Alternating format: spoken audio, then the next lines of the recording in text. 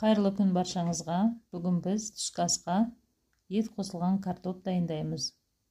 Өте дәмді, еті жұмсақ болып піседі. Ол үшін етімізді қатты отта жақсылап қуырып аламыз.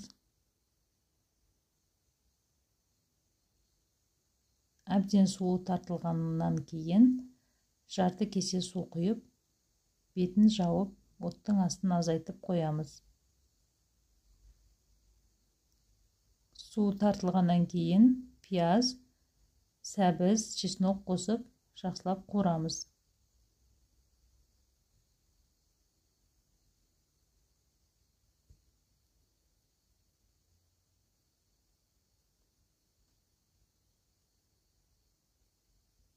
Осылай әбден қуырылғаннан кейін тағы да жарты кесе су құйып, бетін жауып қоямыз.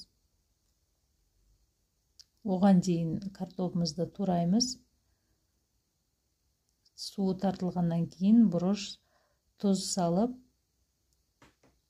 картопымызды саламыз.